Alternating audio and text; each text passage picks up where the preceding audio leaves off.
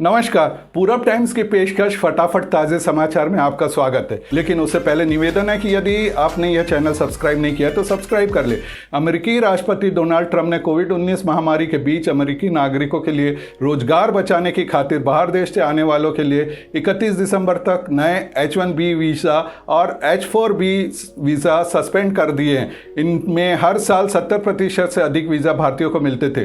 Food processing industry को छोड़कर अन्य उद्योगों के लिए सीजनल कर्मचारियों के H-2B वीजा भी सस्पेंड कर दिए। इसके अलावा अमेरिका ने अनुचित भेदभावकारी व्यवहार का आरोप लगाते हुए भारत से आने वाले चार्टर उड़ानों पर भी पाबंदी लगा दी। बतौर अमेरिका, एयर इंडिया कोविड-19 के पूर्व के शेड्यूल का 53% परिचालन कर रही है। अमेरिका ने कहा है इतनी अधिक उड़ानें एयर इंडिया के टिकटों की कीमत को देखते हुए ये चार्टर उड़ानें स्वदेशी वापसी वाले उड़ानें नहीं लगती हैं। प्रधानमंत्री कार्यालय ने बताया कि पीएम केयर फंड से खरीदे जाने वाली 50,000 मेड इन इंडिया वेंटिलेटर सभी राज्यों व केंद्र शासित प्रदेशों के सरकारी अस्पतालों को भेजे जाएंगे। 2,923 वेंटिलेटर में 1,340 महाराष्ट्र, दिल्ली, गुजरात, बिहार, कर्नाटक और राजस्थान में डिलीवरी हो चुके। बतौर पीएमओ जून के अंत तक सभी राज्यों व केंद्र शासित प्रदेशों को 14,000 वेंटिलेटर मिल जाएंगे। हर साल की तरह इस बार भी ओडिशा के पुरी में भगवान जगन्नाथ की ऐतिहासिक रथ यात्रा निकाली जा रही है, लेकिन कड़ी शर्तों के साथ। सबसे पहले जगन्नाथ मंदिर में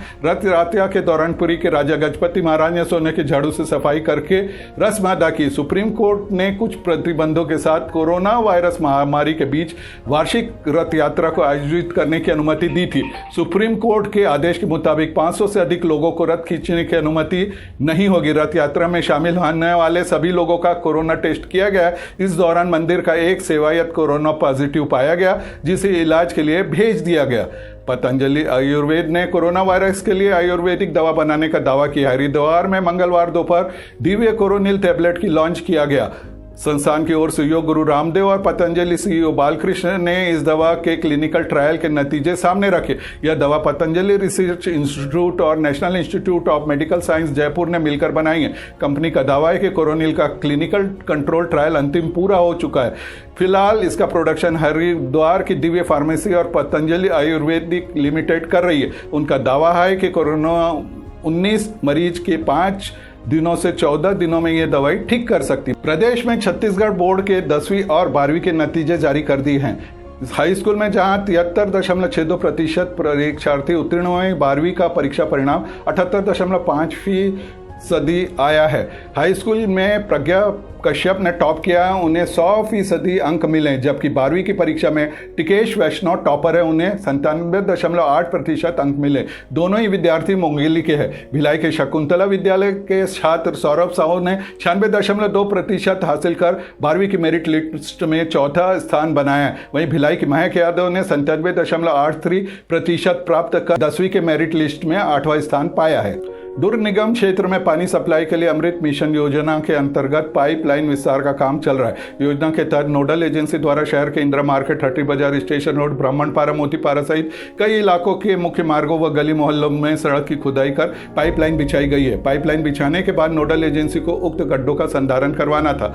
यह काम भी बारिश शुरू होने के पहले कर लेना था, लेकिन सड़कों के संधारण का काम अधूरा रह गया। दुर्ग निगम क्षेत्र के मुख्य मार्गों तथा गली व मोहल्लों में इन दिनों कीचड़ ही कीचड़ नजर आ रहा है। लोगों को इंतजार है कि कौन जनप्रतिनिधि इस कोताही के लिए जिम्मेदारों पर कार्रवाई करवा इस समस्या से लोगों को निजात दिलवाएगा। बीएसपी के सहायक उद्योगों को अब उनकी क्षमता के अनुसार भरपूर काम मिलेगा। जल्दी इन उद्योगों का असेसमेंट किया जाएगा और उस आधार पर इंक्वायरी दी जाएगी। जब तक इन सहायक उद्योगों का असेसमेंट नहीं हो जाता, तब तक बीएसपी का कोई काम बाहर नहीं जाएगा। बीएसपी के ईडीएमएम राकेश कुमार ने सोमवार को उनसे मिलने पहुंचे बीएसपी एंसिलरी इंडस्ट्रियल एसोसिएशन के पदाधिकारियों को उक्त आश्वासन दिया। एसोसिएशन के अध्यक्ष अरविंदर सिंह खुराना एवं महासचिव व्यास प्रसाद शुक्ला ने सहायक उद्योगों को लेकर ईडी से लंबी चर्चा की। उन्होंने एक मांग पत्र भी सौंपा। बैठक काफी अच्छी रही। दोनों पक्षों ने एक दूसरे की बातों को सुना और साथ मिलकर काम करने का वादा किया।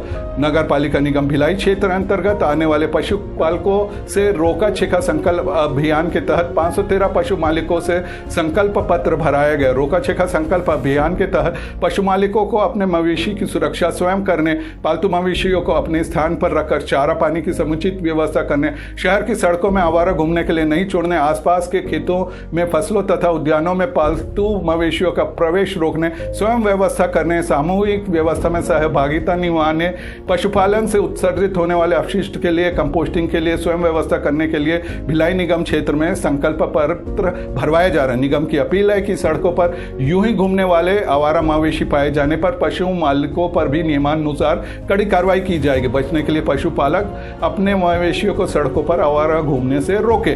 छत्तीसगढ़ के कुछ हिस्सों में अगले 24 घंटों में मानसून काफी सक्रिय रहेगा, इसलिए भारी बारिश की चेतावनी दी गई है। कहीं के अति भारी बारिश हो सकती है, लेकिन राजधानी समेत मैदानी इलाकों में हल्की या मध्यम वर्षा होने के आसार है। मौसम विभाग ने स्पष्ट किया जिन इलाकों में भारी वर्षा होगी वहां तूफानी हवा भी चल सकती है। मौसम विभाग के मॉडलों के अनुसार अगले 2 दिन तक छत्तीसगढ़ के कई हिस्सों में काफी ज्यादा बारिश होने की संभावना